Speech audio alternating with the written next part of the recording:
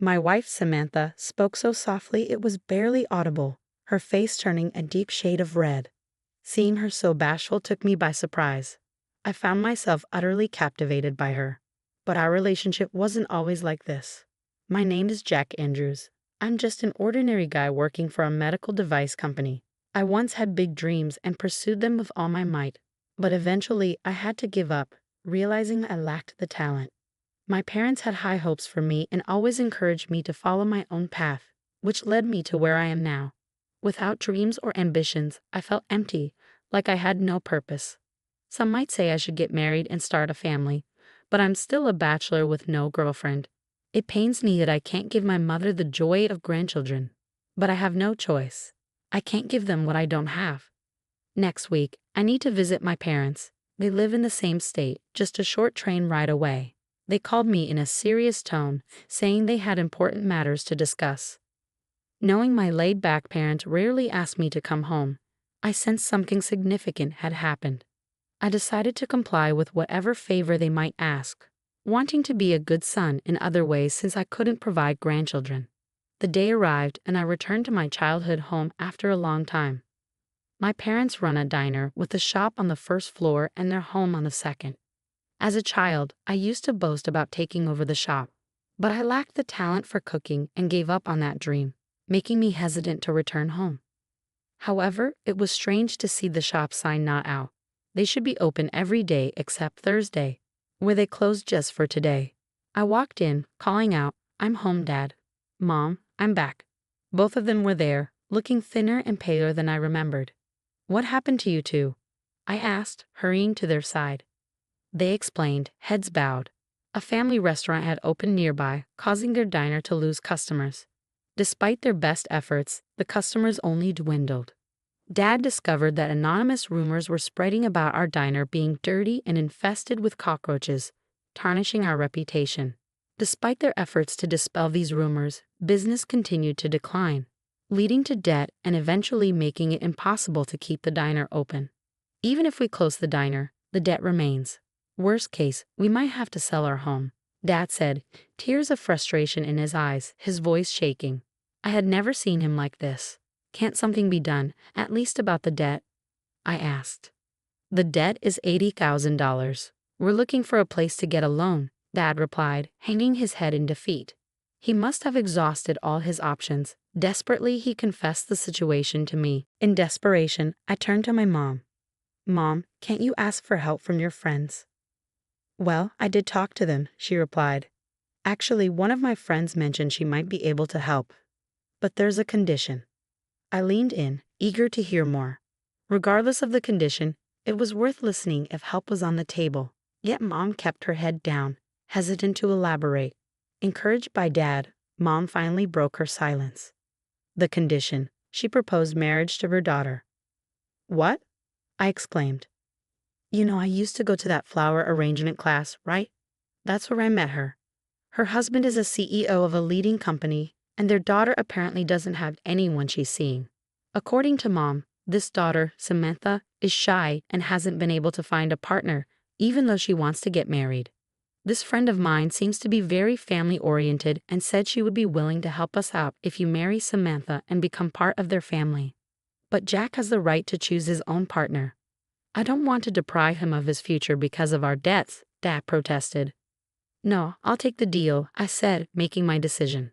I couldn't take over the family business, and I couldn't protect this place that had always been precious to me since I was born. So if getting married is what it takes to save the business, I'll do it. After all, she's a CEO's daughter. It's a rare opportunity for an ordinary guy like me to have a connection with someone like that. There was a part of me that thought it was a lucky break, a chance to help the business and maybe gain a partner and some connections. There weren't any downsides for me, so I decided to go ahead with it. But the day I met Samantha, I understood why she hadn't found a husband. She must be shy indeed. Her gaze occasionally wandered away, unable to look directly at me. On the other hand, I couldn't take my eyes off her. To be more accurate, I couldn't take my eyes off her figure. Her double chin was so prominent it looked like she didn't have a neck. She lacked a waistline, no curves, just a cylindrical shape. If I were to compare her shape to something, it would be to a certain blue, round-shaped robot from the future. I don't like to criticize people's appearances, but I have to admit she made a strong impression. If you asked me if I wanted to marry her, I'd say no without hesitation. But I wasn't in a position to say that right now. Nice to meet you, I'm Samantha. I'm Jack. Pleasure to meet you.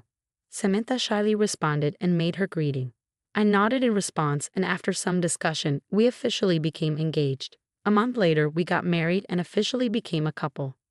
There was some discussion about living together, but marriage was a non-negotiable condition for repaying the debt. I had no reason to refuse.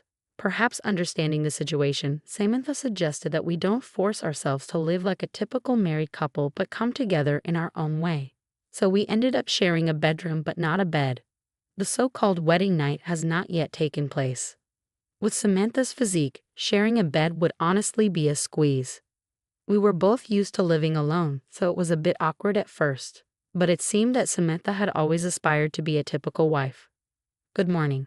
I tried making breakfast. If you like, please have some, she said just before I left for work. Samantha, who had gotten up early, had prepared breakfast. Chicken soup, fish, and omelette. A hearty meal. The aroma of the food tickled my nostrils, stimulating my empty stomach. This is delicious. Even though I quit, I once aspired to be a chef. I have a discerning palate for food, so I can say with confidence Samantha's soup is truly delicious. And it's not just the soup. The seasoning of the fish is just right, and the omelette, its color, shape, and taste, are all perfect. The quality is as good as any restaurant. This is amazing. It must have been tough to make breakfast of this level, right? It's delicious, I said, engrossed in my breakfast. Samantha's face gradually turned red. I'm glad, I said, feeling a swell of pride. Be confident. I'm a diner's owner's son after all. Samantha, you're a great cook. With that, I finished my meal, not hiding my genuine opinion. Samantha shyly hid her face behind the tray she was holding. Well, I've never served my homemade food to anyone before. I'm happy though. She appeared extremely shy, and seeing Samantha genuinely happy was adorable. They say don't judge a book by its cover, and that might be true. Samantha, aside from her looks, has a very playful and adorable personality. She's so domestic that you forget she's a CEO's daughter, and she almost flawlessly manages household chores. Except, it seems that she's not very good at doing laundry. The other day she ended up turning all my shirts blue. She seems to still be getting used to sorting by colors. I'm sorry. They've turned completely blue, haven't they? I've made that mistake before too, I said, trying to comfort her. A mistake that would depress me if I had made it somehow becomes forgivable when Samantha does it. I slowly fell in love with Samantha. At first, I wasn't sure what was going to happen. But by the time we had been living together for 6 months, I knew. One day, Samantha came home crying. What am I going to do? The doctor said I might not be able to have a baby one day. I can guess why. I don't necessarily expect us to have children, so don't cry so much, I tried to console her. But with my current figure, you won't be able to hold me, Jack, she said, choking up. Emotionally, I am perfectly able to love Samantha. But it's pretty tough with her 200-pound figure. While I was struggling for words, Samantha seemed to make up her mind, looking at me determinedly. I've decided I'm going on a diet. I want to live a long life, and I want children. Also, I want to walk proudly by your side, Jack.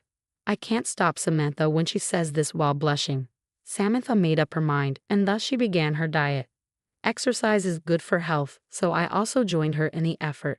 I was just starting to worry about my waistline. I suppose I've put on some happy weight. It can't be helped. Samantha's cooking is too delicious. We went jogging together before work and walking every night. But as expected, it's not easy to keep up. I can't do it anymore, Samantha whined. I won't spoil you, I said firmly. This was a promise between me and Samantha. If she felt like giving up, I would be there to support her. So when Samantha looked ready to give up, I proposed something. Hey Samantha, I have a suggestion. What is it? How about we buy a dress? Here's my idea. I will buy the dress that you want to wear the most right now, and you will work hard on your diet so that you can wear that dress. It's easier for people to have a goal in front of them. That might be a great idea. I've never worn a dress before, Samantha said, getting on board with the idea. Additionally, we decided to separate our bedrooms. This was because Samantha wanted to do stretches and yoga at night. If I'm being watched, it's embarrassing, she said, When she makes a request like that, who am I to refuse? And so Samantha continued to put forth great effort. Half a year later, by the time we had been married for a year, Samantha had become astonishingly beautiful. I hadn't realized it because she was overweight, but she originally had a good figure. With her chest and butt standing out and her waist slimmed down, Samantha, now with a great figure, looked like a different person. Her weight dropped to the goal weight of 117 pounds, and Samantha came running to me beaming with joy. "Jack, I'm going to try on that dress today." "Really?" "I'm going to change in the bedroom. Wait for me here," Samantha said, heading to her bedroom. Come to think of it, for the past year, we hadn't slept in the same bed, had we? With the way Samantha is now, we could probably share a bed. In fact, isn't this the first time I've been allowed into her bedroom since she lost weight? Thinking like that, it felt almost like our wedding night. After all, Samantha had always strictly kept me out of her bedroom. "It's your first time in my room, isn't it?" she teased. "Hey, I'm looking forward to our first night." My heart skipped a beat, wondering for a moment if I'd accidentally voiced my thoughts. As if she had read my mind, Samantha laughed. "I'll be changed in a moment," she said, and shut the bedroom door. After a year together, we were comfortable enough to joke around like that, but her shyness hadn't changed. Just before she shut the door, I caught a glimpse of her blushing ears. After a little while, she called out, "I put it on. Come in." Upon Samantha's invitation, I entered the bedroom. This is my first time wearing a dress. How do I look? There stood Samantha, blushing yet gracefully wearing the red dress I'd bought. She looked stunning, her beauty resembling that of a goddess, leaving me speechless. "This is incredible. You look stunning," I finally managed to say. Samantha was that beautiful, enchanting, and alluring. Yet despite her appeal, she was blushing and fidgeting adorably. "Do I look weird?" she asked. "Not at all. You're beyond beautiful." "Really? Truly?" "Yeah, I'd rather not have you walk around outside like that, though." Upon hearing that, Samantha chuckled happily. "Oh, stop it, but I'm flattered. I'm just telling the truth. I mean, what if some strange guy comes over?" I muttered, a hint of anxiety in my voice. Samantha, in all her beauty, smiled. "In that case, you'll protect me, won't you?" Her blush was so very Samantha-like, and I chuckled in response. I resolved in my heart to protect Samantha at all costs and gently closed the bedroom door. From then on, time continued to pass. Welcome. Believe it or not, I took over my dad's restaurant. Quitting my job and paying off the debt was one thing. But it was no easy task to bring a reputation-damaged restaurant back to life. But now we transformed into a popular restaurant with lines from the morning. "Jack, take this to table 5. "Got it." "Samantha, how's the meal for table 8? "It's almost ready." Yes, it's Samantha in the kitchen now. When I explained the situation of the restaurant, Samantha said she wanted someone to try her cooking given the lack of popularity. "Jack, you praise my cooking, right?" That gave me confidence. To be honest, I was convinced that if Samantha cooked for the restaurant, it would surely succeed. That's how much I trust Samantha's cooking skills. She's always loved cooking. She even admitted to gaining weight from eating too much of her own cooking. That's actually an ideal skill for running a diner. Even though the customer traffic had dwindled, it wasn't zero. I pleaded with our regulars to try Samantha's cooking. Her culinary skills were soon recognized and customers started to return. In fact, some people even come in daily to eat. I help out in the kitchen, but primarily I handle the management and front of house work. Creating a place where Samantha can fully utilize her talents, that's my job. I'm home. The restaurant door creaked open around the evening. It was still early for dinner, so there weren't many customers. Into this quiet scene entered a boy carrying a backpack. "Welcome back, Jake." "Dad, I'm hungry." "Ask your mom to make something." "Yes." The elementary school boy who just walked in is Jake, our son. Actually, after Samantha's successful diet, she got pregnant and gave birth to a healthy baby boy. "Mom, can you make something?" "Oh, you really ate a lot, didn't you?" "Just wait a bit." Our son, nagging for food because he's hungry, calls out to the kitchen. Watching the scene, I can't help but smile. Right now, I'm happy. I have my loving wife, my adorable son, and I get to live with them both in the restaurant I've always wanted to protect. Samantha and I, it's crude to say, but we married because of the debt. It's probably not what you'd call a good match, but I can say this from the bottom of my heart. I'm glad I married you. How did you find that?